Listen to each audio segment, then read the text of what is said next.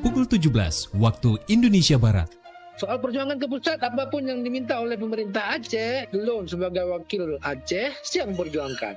Saatnya kita dengarkan dan kita saksikan Lintas 17, informasi aktual dari seluruh penjuru Aceh. Kejaksaan Tinggi Aceh menuntut 40 orang bandar narkoba dengan ancaman hukuman mati. Kabupaten Aceh Singkil Provinsi Aceh dengan menyediakan anggaran sebesar 25 miliar rupiah. Inilah Lintas 17 bersama Korwil 17 Banda Aceh.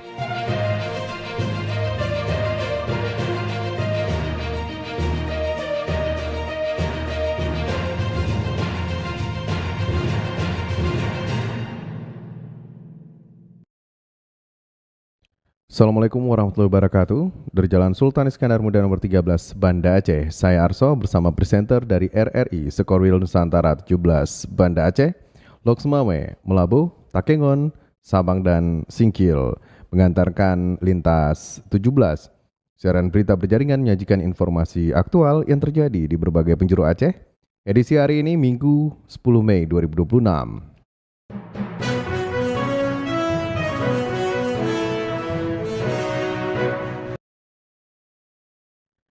Berita utama yang dapat Anda simak sore ini diantaranya jemaah haji Aceh yang tergabung dalam kloter 5 diterbangkan ke Tanah Suci. Lembaga Permasyarakatan kelas 2B Melabuh menggelar razia gabungan untuk mencegah peredaran narkoba dan di dalam lapas.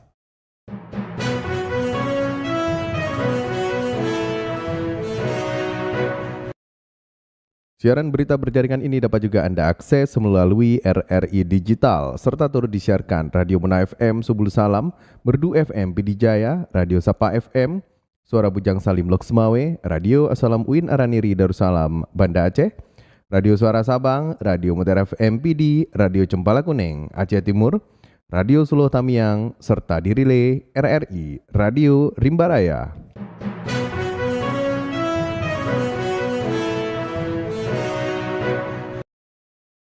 Baiklah saudara, berita pertama kami mulai dari Kutaraja, Banda Aceh.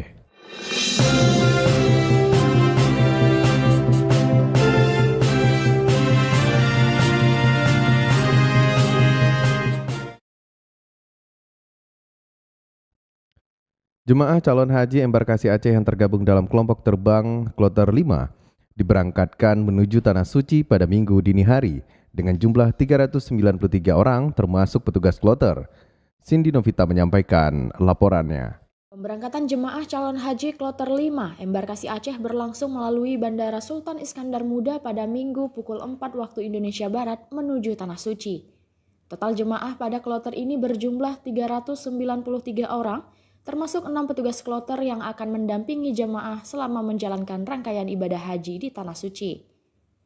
Proses pelepasan dilakukan oleh Bupati Aceh Tengah Haili Yoga yang turut memberikan pesan kepada seluruh jemaah agar menjaga kesehatan dan mematuhi aturan selama berada di Tanah Suci. Dan kita lihat kondisi kesehatannya pun sehat semua. Nah harapan kita tentu ini kan menunggu sudah cukup lama. Maka setelah menunggu cukup lama Allah memberikan hidayah berangkat tahun ini, tentu pertama harus jaga kesehatan, ikuti aturan, dan karena kita mau berangkat ke negara tangga, maka semua regulasi itu harus dipatuhi. Adapun rincian jemaah Kloter 5 terdiri dari 235 jemaah asal Aceh Tengah, 148 jemaah asal Biren, 2 jemaah asal Sabang, serta masing-masing 1 jemaah dari Pidijaya dan Gayo Lues. Sementara itu, hingga pemberangkatan Kloter 4, jumlah jemaah calon haji embarkasi Aceh yang telah tiba di Tanah Suci tercatat sebanyak 1.569 jemaah. Dari Banda Aceh, Cindy Novita melaporkan. Pembangunan sistem penyediaan air minum atau SPAM Regional Aceh Besar Banda Aceh sebagai solusi jangka panjang untuk mengatasi krisis air bersih. Reporter Tisi Maulidia Putri melaporkan. Pemerintah Kabupaten Aceh Besar menegaskan dukungan penuh terhadap pembangunan sistem penyediaan air minum (SPAM) regional Aceh Besar Banda Aceh sebagai solusi jangka panjang untuk mengatasi krisis air bersih di dua wilayah tersebut. Komitmen itu disampaikan Bupati Aceh Besar Muharram Idris saat meninjau lokasi pembangunan SPAM regional di Kecamatan Lepung bersama anggota Komisi 5 DPR RI dari Dapil Aceh 1 Gufran serta sejumlah instansi terkait pada 9 Mei 2026. Bupati mengatakan selama ini masyarakat Aceh Besar dan Banda Aceh masih bergantung pada sejumlah air yang kerap mengalami kekeringan saat musim kemarau sehingga distribusi air bersih sering terganggu. Akan mendukung bagaimana cara supaya SPAM regional ini, SPAM Aceh Besar Banda Aceh ini terwujud nantinya di tahun 2027 ini. Pihaknya juga mengapresiasi masyarakat Lepung yang telah mendukung proses pembebasan lahan untuk pembangunan proyek strategis tersebut. Pemkab Aceh Besar terus melakukan sosialisasi dan pendampingan agar proses pembangunan berjalan lancar. Diharapkan pembayaran pembebasan lahan segera terrealisasi dan pembangunan SPAM regional dapat terwujud pada 2027. Dari Banda Aceh, Tisi Molidia Putri melaporkan. Dari Kutaraja Banda Aceh, lintas 17 menuju Samudra Pasir, Aceh Utara.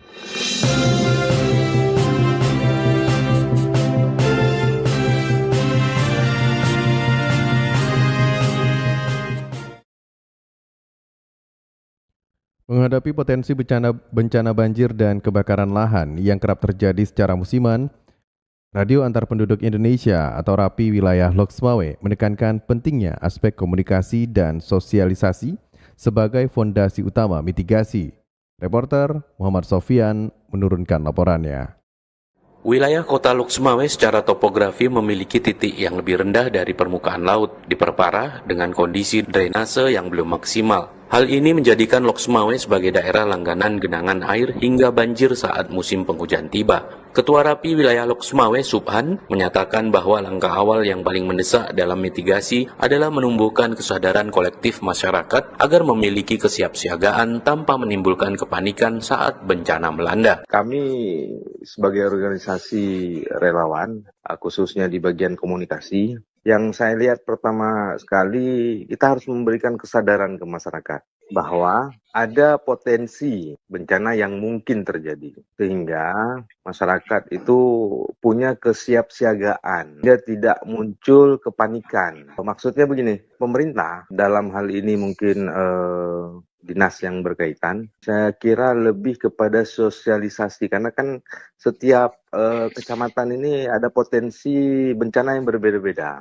Jadi ada sosialisasi secara kontinu kepada masyarakat terhadap kemungkinan potensi bencana yang mungkin terjadi di daerah mereka masing-masing. Subhan juga menambahkan bahwa pengalaman dari musibah banjir pada November tahun lalu memberikan pelajaran berharga mengenai kerentanan sektor vital seperti pasokan listrik dan ketersediaan bahan pokok yang seringkali terdampak signifikan. Oleh karena itu, sosialisasi yang berkelanjutan dari pemerintah daerah sangat diperlukan agar masyarakat mampu memetakan resiko di lingkungan terkecil mereka masing-masing guna meminimalisir dampak kerugian material maupun korban jiwa. Muhammad Sofyan melaporkan.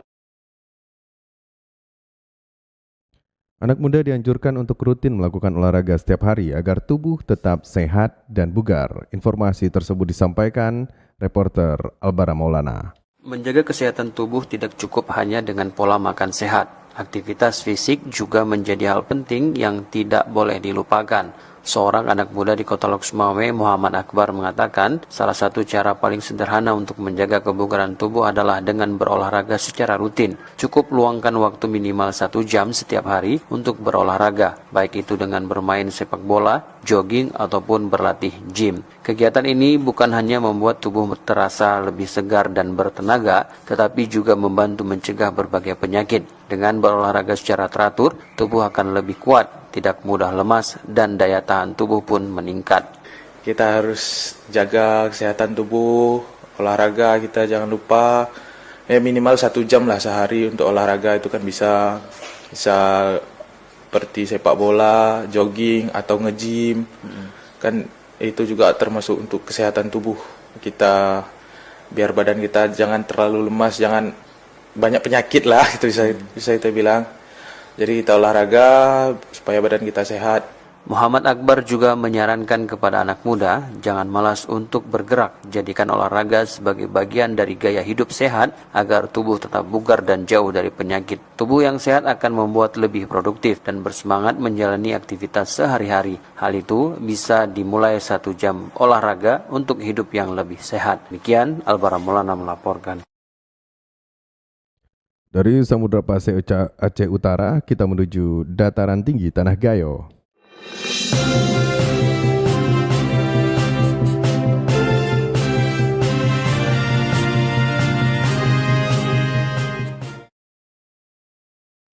Jemaah haji dari Kabupaten Aceh Tengah pada Minggu pagi telah bertolak ke Tanah Suci melalui Bandara Sultan Iskandar Muda dengan menggunakan pesawat Garuda Indonesia. Laporan Fitra Jayadi. Jemaah haji asal Kabupaten Aceh Tengah yang tergabung dalam kelompok terbang Kloter 5 Embarkasi Aceh telah diterbangkan dari Bandara Sultan Iskandar Muda Aceh Besar pada Minggu pagi. Menggunakan maskapai Garuda Indonesia, para tamu Allah lepas landas menuju Bandara King Abdul Aziz Jeddah dengan total terdapat 393 jemaah di dalamnya, berasal dari Aceh Tengah, Biren, Gaya Luwes, Pidijaya, dan Sabang. Sebelumnya jemaah haji Aceh Tengah telah diberangkatkan pada Jumat sore dari Masjid Agung Ruhama Takengon, kemudian tiba dan langsung diinapkan di Asrama Haji Banda Aceh sejak Sabtu pagi. Bupati Aceh Tengah Haili Yoga berharap agar seluruh jemaah haji yang berangkat dapat menjalankan ibadah dengan lancar hingga nantinya kembali ke tanah air menjadi haji yang mabrur. Nah, pesan kami kepada calon jamaah, pertama kami ingin menyampaikan bahwa ritual kita ke sana beribadah. Fokus kita beribadah. Jangan pernah tinggalkan Al-Quran. Salat 5 waktu berjamaah, kemudian salat tahajud, duha, bersedekah, dan saling membantu. Kalau ada saudara kita lemah, mari saling membantu. Dan ucapkanlah terima kasih dari calon jamaah haji kepada petugas yang melayani kita, ini kepada Bapak Presiden, Menteri Agama yang semua melayani, memberikan subsidi sehingga kita dapat hari ini berangkat dengan selamat. Semoga tujuan akhir adalah haji yang mabrur.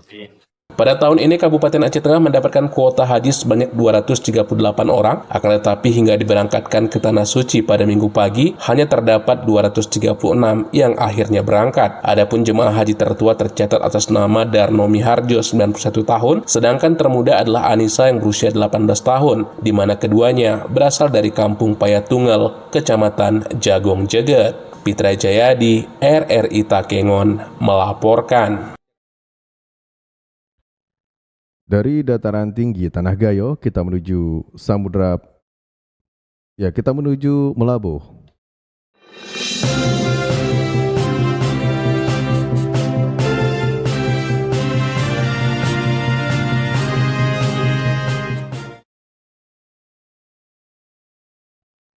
Lembaga Pemasyarakatan Lapas Kelas 2B Melabuh menggelar razia gabungan serentak sebagai bentuk komitmen menciptakan lingkungan permasyarakatan yang bersih dari handphone ilegal, narkoba, dan penipuan. Joneru Satria menyampaikan laporannya.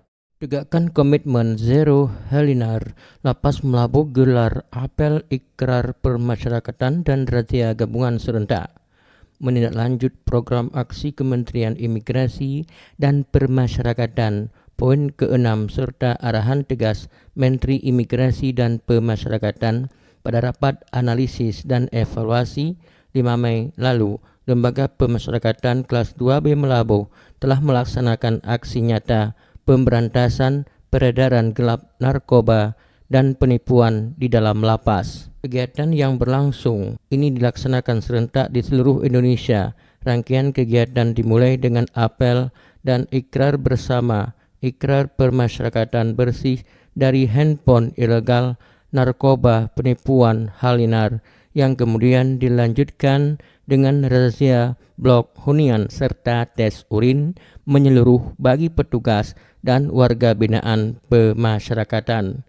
Kegiatan ini menunjukkan sinergitas yang kuat antar instansi dengan kehadiran aparat penegak hukum dan unsur pemerintah terkait, antara lain Brimob Batalion C Pelopor Nagan Raya, Koramil 04 Merobo, Camat Kecamatan Merobo, Kapolsek Merobo, Kepala Desa Gecik Paya Penaga, serta unsur Forkopimda Aceh Barat lainnya. Kepala Lapas Melabuh Tendi Kustendi menegaskan bahwa kegiatan ini bukan sekedar seremonial, melainkan langkah preventif dan represif untuk pemutus mata rantai gangguan keamanan. Adapun maksud dan tujuan dari kegiatan ini merupakan implementasi dari pemerintah pusat guna menjalankan amanah Menteri Imigrasi dan Pemasyarakatan dalam memberantas peredaran narkoba dan modus penipuan yang terindikasi dikendalikan dari dalam lapas rutan deteksi dini guna antisipasi terjadinya gangguan keamanan dan ketertiban Kamtib melalui penggeledahan fisik dan pemeriksaan barang terlarang serta integritas pegawai yang memastikan seluruh petugas lapas Melabuh bebas dari penyalahgunaan narkoba melalui tes urin transparan. Tendi menjelaskan diharapkan melalui ikrar tersebut razia gabungan ini lapas Melabuh benar-benar bersih dari kejadian terkait peredaran gelap narkoba dan praktek penipuan yang terindikasi dikendalikan dari dalam lapas. Sinergi dengan TNI Polri dan pemerintah daerah adalah kunci utama ingin menciptakan lingkungan pembinaan yang kondusif sehingga tidak ada lagi celah bagi oknum manapun untuk mengendalikan tindak pidana dari balik jeruji besi, jelas Tendi Kustendi. Setelah pelaksanaan apel dan ikrar bersama, tim gabungan langsung bergerak menuju blok hunian WBP. Pemeriksaan dilakukan secara teliti namun tetap mengedepankan sisi humanis. Di saat yang bersamaan, tim medis Lapas Melabuh melakukan tes urin kepada petugas dan perwakilan warga binaan secara acak dan menyeluruh. Dari hasil penggeledahan, petugas berhasil mengamankan sejumlah barang yang dilarang berada di dalam blok hunian seperti benda tajam rakitan serta kabel-kabel listrik ilegal. Seluruh barang bukti hasil razia kemudian diinventarisir untuk dilakukan pemusnahan secara berkala. Bagi warga binaan yang kedapatan menyimpan barang terlarang akan diberikan sanksi tegas sesuai dengan peraturan yang berlaku. Kegiatan berjalan dengan aman, tertib, dan kondusif sebagai bukti nyata Lapas Melabuh dalam mewujudkan lembaga pemasyarakatan yang metuah, mengayomi, transparan, unggul, aman dan humanis. Demikian reporter RRI Melabuh John Nehru Satria melaporkan. Bupati Aceh Barat Tarmizi memastikan kondisi hunian sementara atau huntara bagi warga terdampak bencana di wilayahnya dapat dalam keadaan layak dan nyaman ditempati. Irhamsyah melaporkan. Bupati Aceh Barat Tarmizi SPMM memastikan kondisi hunian sementara atau huntara bagi warga terdampak bencana di wilayahnya dalam keadaan layak dan nyaman ditempati. Kepastian itu disampaikan usai meninjau langsung sejumlah lokasi huntara di Kecamatan Pantai Cermin, tepatnya di Desa Lawit dan Desa Jamba. Saya mengecek huntara tadi pada kendala masalah misalnya ada tanah bocor itu mereka harus nyaman. Sejauh ini aman Pak? Aman dan bocor-bocor. Dan kemarin mereka kan dapur tidak ditanggung kan? Ya. Mereka bikin sendiri, saya lihat sengnya mereka pakai apa yang ada. Ini saya perintah sudah diantar seng baru semua. Pemerintah Kabupaten Aceh Barat juga terus menyalurkan bantuan berupa sembako dan kebutuhan dasar lainnya guna mendukung kehidupan masyarakat selama berada di huntara. Sementara itu pembangunan hunian tetap yang dikerjakan oleh Badan Nasional Penanggulangan Bencana ditargetkan rampung dalam 3 bulan ke depan. Selain itu kondisi fisik huntara juga terus dipantau pemerintah daerah termasuk memastikan tidak ada kerusakan seperti atap bocor yang dapat mengganggu kenyamanan penghuni. Pemerintah Kabupaten Aceh Barat turut membantu perbaikan fasilitas tambahan seperti dapur yang sebelumnya dibangun secara swadaya oleh warga. Bantuan berupa seng baru juga telah didistribusikan untuk mendukung perbaikan fasilitas tersebut. Terkait bantuan rehabilitasi rumah, Bupati Tarmizi menjelaskan dana bantuan dari pemerintah pusat langsung ditransfer ke rekening penerima manfaat. Namun penggunanya tetap didampingi pemerintah kabupaten agar tepat sasaran. Reporter RRI Melabuh Irhamsyah melaporkan.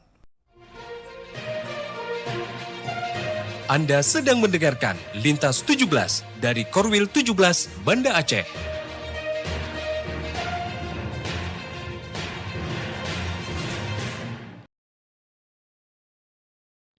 Anda telah menyimak berita-berita dari Kota Raja Banda Aceh, Lok Sumawe, Melabuh, dan Takengon. Kami ajak Anda menuju 0 km Indonesia, Pulau W.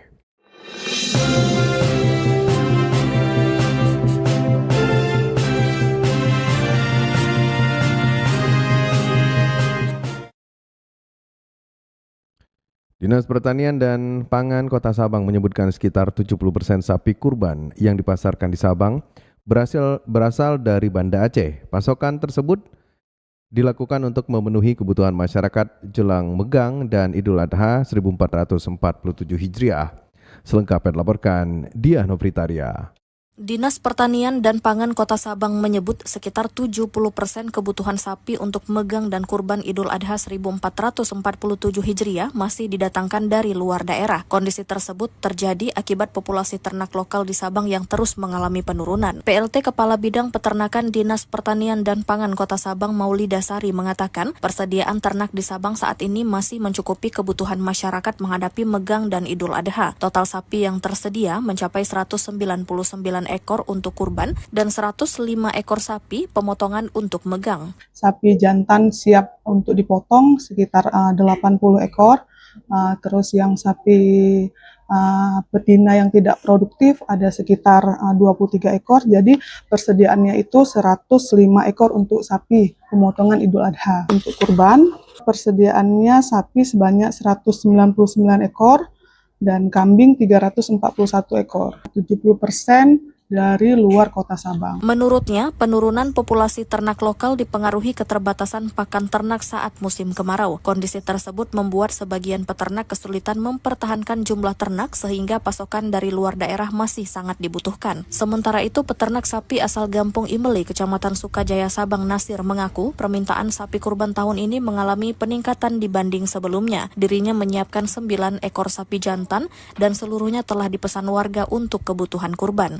Abang ada 9 ekor lebih dan kurang. Jantan semua tuh memang udah untuk stok kurban. Apakah ada diperiksa kesehatan ya Bang? Alhamdulillah dari kemarin ada. Alhamdulillah aman. Tahun ini alhamdulillah mungkin ada dengan cuaca hujan pun bagus ya kan. Sama untuk pakan alhamdulillah Bang mencukupi lah. Kita ada yang 18 sampai sekarang 20 lah lebih dan kurang itu. Yang udah bahan stok ini udah yang punya orang semua nih. Minta orang semua. Ini dari memang asli dari Sabang nih. Dinas Pertanian dan Pangan Kota Sabang menghimbau masyarakat yang ingin membeli hewan untuk Megang maupun kurban agar memastikan ternak dalam kondisi sehat dan aktif serta tidak menunjukkan gejala penyakit. Pembeli juga disarankan meminta surat keterangan kesehatan hewan dari penjual agar keamanan ternak tetap terjamin sebelum dikonsumsi atau dikurbankan. Diah Novritaria melaporkan. Dari Sabang kita bergerak menuju Aceh Singkil.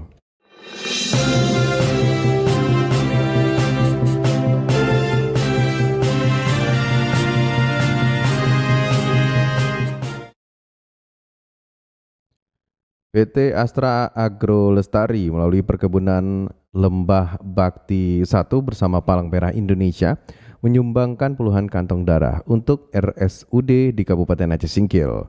Salihin Barus menyampaikan laporannya.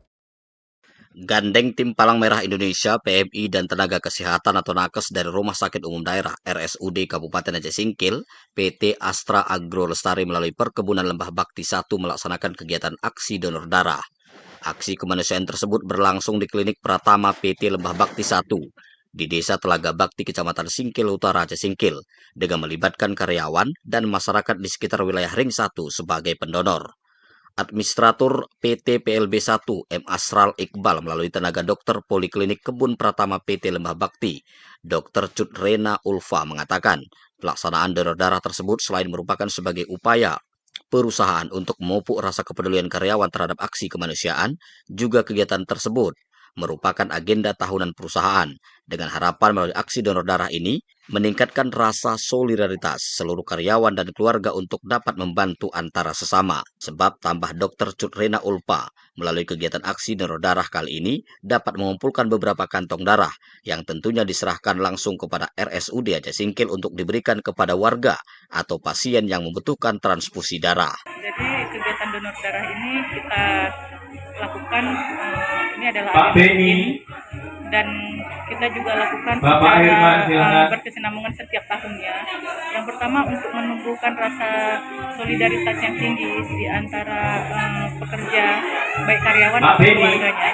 Kemudian kita juga untuk kegiatan pastinya kemanusiaan yang darah ini sangat dibutuhkan oleh orang-orang yang kekurangan darah ataupun orang-orang yang sedang sakit.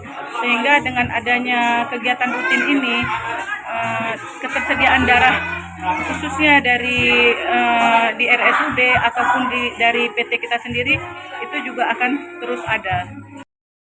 Selanjutnya, ketika disinggung soal target yang akan dikumpulkan melalui aksi donor darah kali ini, Dr. Cut Rena Ulpa menjelaskan, dari 80 peserta yang terdaftar sebagai pendonor, tim berhasil mengumpulkan lebih dari 60 kantong darah. Sementara itu, menanggapi aksi kegiatan donor darah yang dilaksanakan oleh perusahaan Astra Agro Lestari melalui PT PLB 1 Lembah Baksi Statu tersebut, Ketua Palang Merah Indonesia Kabupaten Aceh Singkil melalui salah satu kepala bidang, Darwis mengapresiasi dan berharap kegiatan aksi kemanusiaan ini dapat berlanjut dan berkesinambungan. Sebab, tegas Darwis, melalui aksi kemanusiaan seperti ini dapat membantu menjawab permintaan kebutuhan transfusi darah, serta menambah ketersediaan stok darah di Aceh Singkil. Harapan kita dengan ada acara seperti ini mungkin bisa diisi oleh perusahaan lain atau lembaga-lembaga lain, sehingga memang ini menjadi tanggung jawab kita bersama.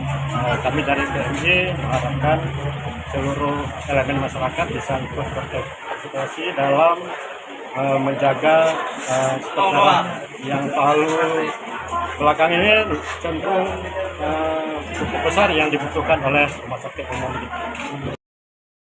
Kemudian Darwis juga mengungkapkan dengan antusias para pendonor terlihat sangat tinggi sehingga target hasil yang sebelumnya ditargetkan melalui kegiatan donor darah tersebut dapat tercapai.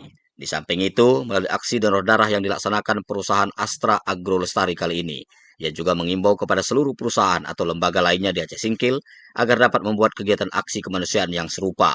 Hasil amatan pelaksanaan donor darah di perusahaan Astra Agro Lestari PT PLB 1 berjalan tertib dan lancar.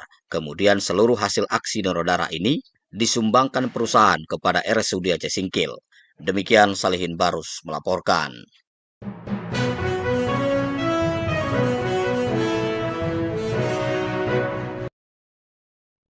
Dengan berakhirnya laporan tadi, berakhir sudah Lintas 17 sore ini. Berita utama dari RRI Wilayah Batas Selasar, Korwil 17, Banda Aceh. Atas perhatian Anda, kami ucapkan terima kasih. Wassalamualaikum warahmatullahi wabarakatuh. Sekali di udara, tetap di udara. Demikian Lintas 17 sore ini. Produksi Korwil 17, Banda Aceh.